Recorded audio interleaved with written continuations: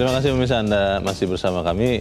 Mas Jaka, sebelum kita berdiskusi, kita ingin mendengarkan dulu seperti apa kita bisa merawat ataupun mempertahankan optimisme ini yang kemarin menang. Kita sudah terhubung lewat saluran telepon dengan Ketua DPP Komisi Saksi Partai Nasdem, Gusti Putu Arta. Pak Putu, selamat pagi. Selamat pagi Bung Leonard, selamat pagi pemirsa Metro TV dimanapun berada. Ya Pak Putu, kita senang karena kemarin saya lihat begitu banyak, saya yakin Pak Putu juga lihat antusiasme warga negara Indonesia yang punya hak pilih untuk datang ke TPS. Mereka menggunakan hak itu, memang mungkin di sana-sini ada kekurangan tetapi tidak signifikan untuk menghambat keberhasilan ataupun kelancaran pemilu. Pertanyaannya adalah bagaimana kita bisa optimis pemilu ini akan bisa berjalan dengan lancar sampai pengumuman nanti. Dan yang paling penting adalah para pihak yang kemarin berkontestasi bisa menerima hasilnya dengan optimis juga, Pak Putu.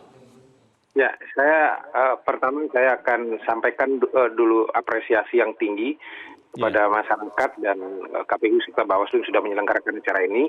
Bung Leonard, saya kira inilah pemilu dengan tingkat partisipasi yang paling tinggi sejak reformasi, saya kira. Oh. Ini estimasi saya setelah di lapangan. Saya sangat yakin betul bahwa angka tembus di level sekitar 83-85%. Artinya dalam sejarah pemilu Indonesia pasca reformasi ini tinggi. Apa artinya? Artinya adalah kesadaran politik yang luar biasa dari rakyat Indonesia ini adalah investasi yang sangat mahal yang harus kita rawat. Di situ poin utamanya dulu. Kita ingin mengatakan bahwa tiap warga bangsa hari ini sudah menyadari hak-hak politiknya untuk berkontribusi membangun bangsanya. Nah, ini sebetulnya pesan moral yang sangat dalam yang kita harus bisa baca dari proses pemilu ini. Lepas siapa yang menang, lepas siapa yang dapat kursi. Nah, sekarang persoalannya adalah bagaimana memastikan harapan rakyat yang sangat besar itu, kontribusi politik rakyat yang sangat besar itu kita bisa dalam jangka pendek kita bisa amankan sampai 1 bulan ke depan, dan dalam jangka panjang kemudian seluruh para pemangku kepentingan yang diberi kepercayaan di semua tingkatan eksekutif dan legislatif bisa membangun kepercayaan itu dengan tugas-tugas yang konkret menyelesaikan persoalan masyarakat. Kan begitu. Bagaimana caranya itu Pak Putu bisa menjaga kepercayaan rakyat ini? Nah, pertama dalam posisi jangka pendek hari ini sampai menjelang pengumuman nasional tanggal 22-24, maka seluruh stakeholder saya kira introspeksi untuk merawat akal sehatnya begitu. Oh. Kenapa saya harus mengatakan merawat akal sehat? Karena hari ini kan sejumlah pihak mencoba untuk tidak mempercayai dirinya sendiri dan tiba-tiba tidak percaya pada teknologi, tidak percaya pada sains dan seterusnya. Kalau kita bisa menenangkan diri sejenak, kemudian flashback ke 2014, saya kira jelas. Saya ingat betul 2014 saat itu ada 11 lembaga survei, 8 sudah memenangkan Jokowi JK ketika itu, 2 karena di level margin error saya katakan seri, 1 saja yang mengalahkan. Tapi tahu juga sama macam dejavu hari ini. Kalau kemudian kita pihak-pihak yang kurang mendapat keuntungan hari ini atau belum mendapat mandat rakyat hari ini bisa menenangkan diri, saya kira persoalan sudah selesai. Pada sisi yang lain, saya juga mengimbau para pendukung Jokowi, tidak usahlah euforia jalan ke sana kemari, tidak. Ini tugas berat ini, bukan soal bagaimana kita harus konvoi ke sana kemari, tidak. Saya kira Presiden kita 5 tahun ke depan ini akan mengemban tugas yang sangat berat untuk memastikan harapan besar masyarakat kita itu yang datang ke TPS beramai-ramai itu tidak dikecewakan. Kan itu persoalan. Baik. Itu di level jangka pendek. Di level jangka panjang adalah kita ingin memastikan bahwa parlemen kita betul-betul diisi orang bersih, yang lolos, dan kemudian bekerja dengan spirit baru, bekerja sama dengan eksekutif dengan baik, dan seluruh eksekusi masalah-masalah selama 5 tahun yang belum dibereskan oleh Jokowi dengan duet parlemen dan eksekutif yang baik ini, saya kira akan bisa menjawab persoalan rakyat. Dan kita punya harapan besar di masa depan bahwa bangsa ini jadi bangsa hebat, Mas Leonard. Amin.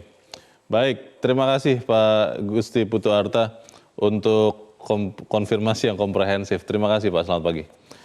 Mas Jaka, kalau melihat sudah disampaikan dengan baik oleh Pak Putu, sebetulnya optimisme itu seperti apa? Tapi pertanyaannya begini, saya percaya betul bahwa tokoh-tokoh yang berkontestasi, baik untuk pemilihan presiden maupun legislatif, adalah tokoh bangsa yang benar-benar mencintai bangsa ini, melebihi ambisi politiknya masing-masing. Nah, Tetapi di saat bersamaan kita melihat ada juga beberapa orang yang benar-benar mungkin agak susah untuk menerima hasil kontestasi ini. Apa harapan kita bagi orang-orang itu supaya optimisme bangsa Indonesia ini bisa kita rawat? Ya, sebenarnya kalau kita memaknai hasil Pilpres ya kalau versi lembaga survei sudah memenangkan Pak Jokowi Ma'ruf itu kan sebenarnya kan ada banyak yang bisa kita ambil dari situ. Umpamanya begini, bahwa rakyat kita kan sebenarnya sudah membuktikan bahwa rakyat kita itu cerdas. Artinya mereka tidak lagi bisa dihasut dengan fitnah, dengan kabar bohong, dengan hasutan-hasutan yang tidak berdasar, juga tidak mempan lagi dengan serangan-serangan yang menggunakan sentimen sara. Dan salah satu yang juga kita bisa ambil adalah bahwa rakyat emang sebenarnya menginginkan bahwa bangsa ini optimisme. Kemarin itu kan dalam peta persaingan kan ada dua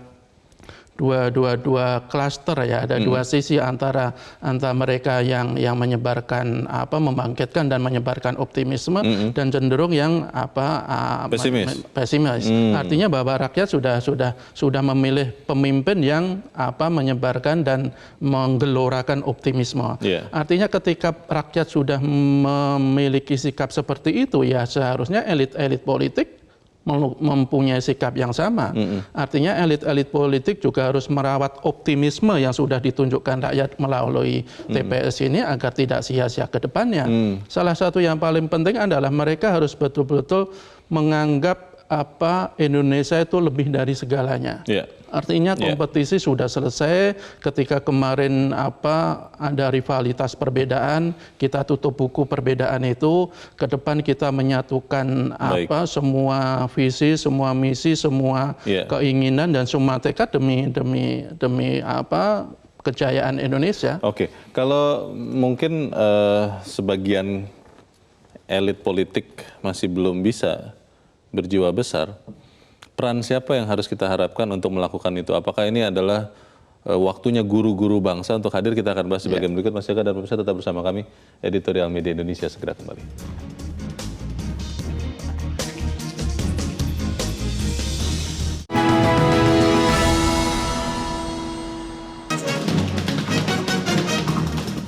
Terima kasih pemirsa, Anda masih bersama kami. Mas Jaka, sebelum kita lanjutkan diskusi, kita harus mendengarkan dulu pendapat dari rakyat Indonesia yang saat ini sedang menyaksikan editorial. Kita sudah terhubung dengan pemirsa Metro TV di Makassar, Sulawesi Selatan. Ada Pak Jose Sulaiman. Pak Jose, selamat pagi. Halo, selamat pagi. Selamat pagi Pak Jose. Bagaimana Pak, optimisme ini kita bisa rawat, kita bisa memenangkan terus, bagaimana caranya kalau menurut Anda Pak? Ya. Baik, menurut saya sebagai warga Indonesia itu mengikuti proses demokrasi kemarin. Itu proses pemilu itu adalah pesta rakyat, ya pesta rakyat. Jadi kita sudah mengadakan istilahnya pestanya sudah berakhir. Mari kita menjaga persatuan dan kebersamaan di antara kita. Kami sebagai warga masyarakat menyalurkan hak politik pada pemilu 2019. Di pantauan kami secara keseluruhan berjalan lancar, walaupun dengan sedikit kendala di beberapa tempat. Secara umum, pemilu tahun ini 2019 saya memberikan apresiasi sebagai warga, memberikan apresiasi kepada KPU, Bawaslu dan semua yang sudah terlibat dan suksesnya pemilu tahun ini. Nah, namun saya mau sampaikan bahwa kita sudah melewati proses pemilu ini. Mari kita menjaga persatuan dan kesatuan. Yang kalah tetap menerima, yang menang jangan berbangga, tetapi mari kita menjaga. Dan yang satu yang saya mau sampaikan, para elit politik itu harus memberikan pendidikan karakter berpolitik yang baik kepada kami masyarakat. Yang kalah harus menerima, seperti saya mau sampaikan 01 dengan 02. Kalau 01 menang, ya 02 menurut hasil quick count ya, itu belum hasil resmi.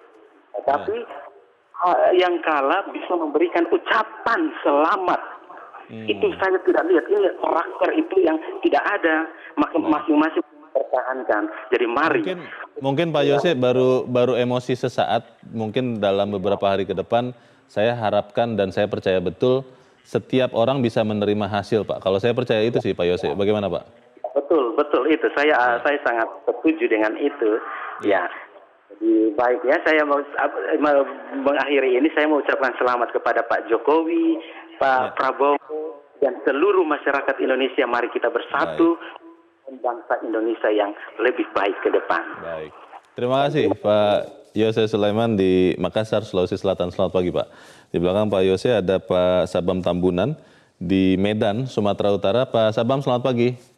Selamat pagi Bung Leo. Selamat pagi Pak Sabam. Silakan Pak pendapat Anda Pak. Selamat pagi rakyat Indonesia. Selamat pagi. Silakan Pak. Iya, jadi yang pertama Bung Leo, kita memberi apresiasi yang sangat baik kepada KPU, Bawaslu, KPPS, TNI, Polri, dan seluruh rakyat Indonesia. Bahwa pesta demokrasi kita itu berjalan dengan baik dan damai. Kalaupun ada kekurangan, itu hal yang biasa, karena tidak ada yang sempurna di dunia ini. Jadi kita apresiasi semua dulu kepada semua lembaga-lembaga yang memberikan kita berpesta bisa dengan baik. Yang kedua, apa yang ditunjukkan oleh lembaga-lembaga survei sekarang ini, kita harus memang, itulah harapan daripada bangsa, itulah optimisme bangsa. Tapi memang kita harus menunggu nanti tanggal 22 Mei hasil yang sebenarnya, real count yang daripada KPU. Tapi lembaga-lembaga survei ini kan lembaga-lembaga yang kredibel, yang artinya mempunyai track record yang bagus. Tapi inilah sudah ditunjukkan di sini siapa yang sebenarnya yang memberikan harapan kepada bangsa ini. Jadi harapan kita kepada para elit, lihatlah harapan-harapan bangsa Indonesia ini, optimisme bangsa ini, itulah yang harus kita perjuangkan. Jangan ada lagi carut marut lagi di elit-elit politik. Bangsa Indonesia ini sudah menggantungkan dirinya kepada pemimpin yang ingin membuat bangsa ini semakin baik ke depannya. Baik. Baru yang berikutnya, Bung Leo. Ya. Ada yang harus kita di sini, yang kita minta kepada lagi, kepada elit bangsa ini, rajutlah silaturahmi, rajutlah, rangkullah semua. Tidak ada yang menang, tidak ada yang kalah. Tapi kita hari ini adalah kemenangan rakyat Indonesia. Baik. Terima kasih Pak Sabam Tambunan di Medan, Sumatera Utara. Di belakang Pak Sabam ada Pak Hairul Muslim di Mataram, Nusa Tenggara Barat. Pak Hairul Muslim, selamat pagi. Selamat pagi Bang Leo dan Bung Jaka. Salam damai dari NTB. Assalamualaikum warahmatullahi wabarakatuh. Waalaikumsalam warahmatullahi wabarakatuh. Saya mau sampaikan terima kasih kepada semua kita, tidak terkecuali siapapun yang telah mengikuti pemilu ini dengan baik. Tetapi ada harapan saya, mari para kawan-kawan saudara kita yang belum rela menerima kekalahan jagonya, agar ya 1-2 hari aja lah. Mari berpikir realistis. Kemenangan itu bagian dari rencana Allah, rencana Tuhan. Itulah takdir. Jadi apa yang sudah kita lakukan itu di jalur manusia sudah. Ketentuan ada di takdir Allah. Oleh sebab itu harapan saya tidak ada lagi pidato-pidato, ajakan-ajakan yang bersifat provokatif. Karena kalau itu terjadi, apa kita akan mau ribut padahal kita sedang dalam keadaan damai. Itu aja Bung Leo dan Mas Jaka. Terima kasih banyak. Assalamualaikum warahmatullahi wabarakatuh. Waalaikumsalam warahmatullahi wabarakatuh. Terima kasih Pak Hairul Muslim di Mataram, Nusa Tenggara Barat. Rakyat sudah sangat optimis, sudah sangat cerdas. Bagaimana harapannya kepada para elit ini, Mas Jaka? Ya, kalau kita lihat malah rakyat yang mengajari elit. Artinya kan kalau kita tadi 3 penelpon itu kan bahwa mereka menunjukkan kedewasaannya dalam berpolitik, dalam berbangsa dan bernegara. Bahwa mereka juga menunjukkan sikap-sikap optimisme. Dan kalau kita lihat pemilu kali ini kan sangat-sangat kelihatan sekali tadi Pak Putu juga katakan dari sisi tingkat partisipasi juga sangat tinggi, bisa 83 sampai 85. Kalau kita bandingkan dengan 2014 Pilpres, itu kan yang golput itu sekitar 30%. Artinya sekarang tingkat partisipasi menunjukkan peningkatan yang signifikan. Ini membuktikan bahwa ya rakyat itu sudah betul-betul menunjukkan tanggung jawabnya untuk membawa bangsa ini lebih baik. Artinya ketika rakyat saja sudah bangkit dari kepedulian mereka, apakah elit masih harus tersandera dengan sikap-sikap yang justru menimbulkan celah dalam demokrasi? Tentu saja saya tidak inginkan seperti itu. Kalau kita lihat, sudahlah kalau tadi kita, ya mudah-mudahan betul bahwa mereka yang belum menerima kekalahan itu hanya karena emosi sesaat. Karena kan faktanya emang di pemilu-pemilu sebelumnya mereka panas ketika ada ini, tapi kemudian bisa menerima juga pada akhirnya. Dan kita yakin hal seperti itu akan kita alami. Tetapi apapun kita tetap mendorong, meminta elit-elit itu untuk memberikan contoh yang baik. Contoh-contoh bagaimana menyikapi sebuah kontestasi yang bagus, tidak justru malah memanaskan situasi ketika situasi sudah kondusif malah kembali menghambat, kan saya pikir tidak tepat. Kelihatannya untuk pemilu serentak kali ini kita semua tersedot kepada pilpres, dan akhirnya pemilihan legislatif agak terlupakan, katanya begitu.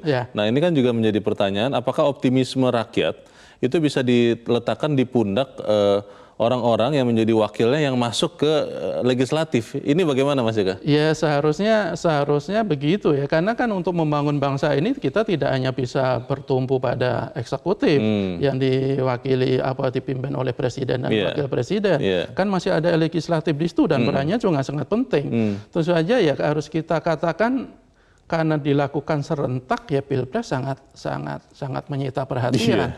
Bahkan kalau kita lihat, kita berbincang-bincang dengan tetangga atau teman-teman kita, ya mereka banyak yang tidak tahu harus memilih siapa wakil-wakilnya di parlemen. Dan ya kita sih berharap mereka yang akhirnya terpilih itu betul-betul selaras juga dengan gelora optimisme publik. Artinya mereka juga harus nanti ketika sudah duduk di parlemen, baik di DPR maupun di DPRD, itu betul-betul bisa menjaga keyakinan rakyat, bisa menjaga harapan rakyat dengan kinerja yang betul-betul bagus, tidak melakukan tindakan-tindakan yang justru berpotensi mengurangi lagi atau mengganggu lagi optimisme seperti ini. Pertanyaannya begini, Mas Jaka, saya ingat dari sejak 2014 itu masih ada teman, kerabat, keluarga yang masih terluka hatinya karena jagoannya tidak maju. Nah, pertanyaannya bagaimana kemudian optimisme itu bisa terus direkatkan? Karena kalau kemudian kita bertetangga karena beda pilihan politik, akhirnya tidak saling kenal, tidak saling bantu, itu kan akhirnya tidak ada hasil positif dari pemilu yang kita harapkan. Bagaimana kita bisa merekatkan optimisme di antara rakyat akan kita bahas di bagian berikut, Mas Jaka. Dan pemirsa tetap bersama kami. Editorial Media Indonesia akan segera kembali.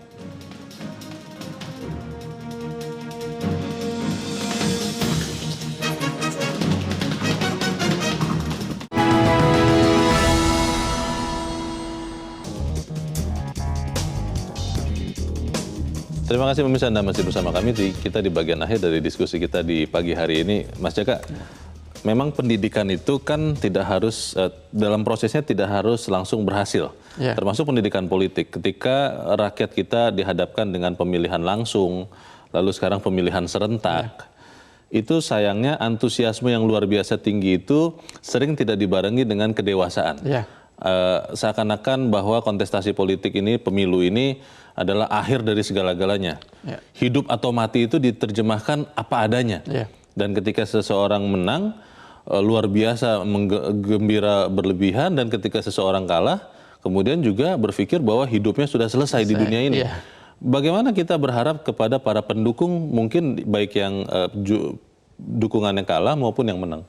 Ya, saya pikir inilah negara kita diuji soal kebesaran jiwa, kebesaran hati antara anak-anak bangsa.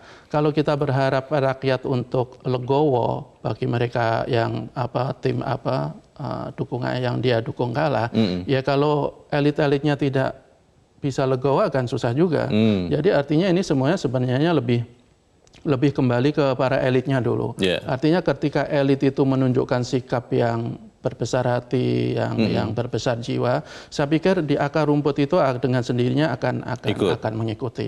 Artinya ketika yang menang, berkali-kali kita katakan bahwa ya yang menang itu jangan jumawa, artinya jangan besar kepala, tidak usah konvoi, jangan melakukan eufori yang berlebihan. Malah saya berharap nanti ketika hasil KPU resmi itu diumumkan dan Pak Jokowi menang, saya berharap tidak ada lagi ada konvoy setelah dilantik. Ketika 2014 lalu kan dengan kereta itu, saya pikir itu tidak usah lagi dilakukan. Artinya yang menang ini juga harus menjaga perasaan mereka yang kalah, saudara-saudara kita yang kalah. Tetapi yang kalah pun juga harus menyadari bahwa ini hanya sekedar kontestasi, hanya sekedar kompetisi. Artinya pemilu atau pilpres itu kan bukan tujuan akhir. Ini hanya salah satu jalan. Sarana ini. Sarana hanya untuk bagaimana untuk membangun bangsa. Mereka yang kalah bukan berarti mereka kalah dalam arti sebenarnya kok. Mereka hanya belum menang. Belum berkesempatan. Dan saya kita memimpin. Juga harus memberikan apresiasi kepada mereka yang saya yakin mereka tuh niatnya juga baik. Mereka ingin membangun bangsa ini sama seperti ketika yang niatnya juga dari kubunya Pak Jokowi dan Pak Maruf. Artinya ketika mereka belum bisa memberi kesempatan memimpin, ya masih banyak cara untuk membangun bangsa sebagai oposisi misalnya. Kita sangat membutuhkan oposisi. Kita tidak bisa hanya bertumpu pada partai penguasa. Tanpa ada oposisi ya negara pasti dipastikan tidak akan berjalan sesuai dengan yang kita inginkan. Tetapi kita juga mengingatkan, jadilah oposisi yang baik, oposisi yang konstruktif, jangan oposisi yang destruktif. Kita butuh partnership antara partai yang penguasa dan partai yang selalu memberikan kritik sehingga jalannya pembangunan berada di rel yang benar. Saya pikir kita sudah melewati tahapan krusial dan kita bersyukur kita sudah berhasil menyelesaikan pemungutan suara yang aman. Tadi para penelpon juga memberikan apresiasi kepada semua pihak. Bahkan kalau kita lihat para petugas di TPS itu bekerja penghitungan suara itu sampai dini hari tadi, artinya bisa 24 jam. Betul. Kalau kinerja yang luar biasa, pengabdian yang luar biasa seperti itu, kalau akhirnya dinodai oleh sikap-sikap segelintir orang yang justru merusak suasana yang sudah bagus kan, sangat kita sayangkan. Artinya kita anggaplah angka 01, 02 udah kita lewati. Saatnya kita masuk ke angka 3, sila persatuan Indonesia. Betul, artinya kita sudah terlalu lama memakai istilah saya dan Anda. Betul. Kami dan mereka. Saatnya semuanya itu kita tinggalkan. Kita mulai saat ini menggunakan istilah kita. Kita adalah kita bangsa Indonesia. Tidak ada lagi kubu 01, tidak ada lagi kubu 02, yang ada adalah kubu Indonesia. Artinya kalau bukan kita siapa yang akan membangun bangsa? Kita tidak mungkin berharap kepada tidak hanya semata-mata kepada pemerintah, tetapi kepada juga semua elemen. Baik, kemenangan ini memberikan juga optimisme bahwa kita akan terus berada dalam kondisi damai dan aman. Akan seperti itukah minimal sampai pengumuman resmi nanti? Kalau sampai pengumuman saya pikir masih akan ada riak-riak ya. Artinya ini kan dari kubu 02 itu belum bisa menerima hasil quick count ya. Ya itu sah-sah saja, tapi jangan sampai melontarkan narasi-narasi yang justru bernada provokasi. Artinya kalau kita lihat video yang beredar itu kan justru ada ajakan-ajakan atau hasutan-hasutan untuk turun ke jalan, bahkan dengan kalimat-kalimat yang menurut saya udah sangat keterlaluan. Provokatif. Provokatif. Saya pikir itu kita hindari. Artinya bahwa kalau toh nanti kubu 02 ini tidak menerima dengan hasil, ada salurannya. Mekanismenya. Mereka bisa mengajukan gugatan sengketa ke MK.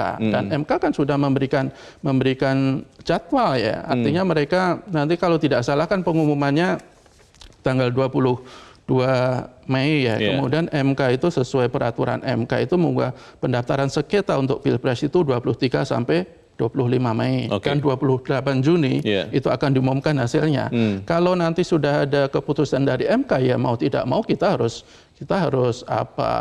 menerima. Tapi kita berharap ya kalau tidak ada sesuatu yang luar biasa ya tidak usah mengajukan gugatan karena kan salah satu syarat untuk bisa mengubah hasil itu kan kecurangan harus TSM itu kan terstruktur, sistematis dan masif. Apakah ini masif? Kecurangan ada di banyak, tapi saya pikir ini adalah kecurangan yang parsial, tidak struktural. Kita berikan selamat kepada diri kita karena sebagai bangsa kita sudah bersatu untuk sama-sama menentukan pemimpin masa depan kita. Mas Jaka, terima kasih sudah di sini, Mas. Selamat pagi. Pemirsa, kita mesti ingat bahwa bangsa kita harus menyongsong mimpi-mimpi besar di masa depan. Karena itu buang jauh-jauh ambisi pribadi. Sudah saatnya bangsa kita menyatukan lagi hati, tekad, dan mimpi kita yang sempat tercerai-berai karena pemilu. Sesungguhnya prinsip demokrasi adalah menyatukan, bukan mencerai-beraikan. Pemirsa, demikianlah editorial Media Indonesia hari ini. Saya Leonard Samosir. Terima kasih Anda sudah menyaksikan. Selamat pagi.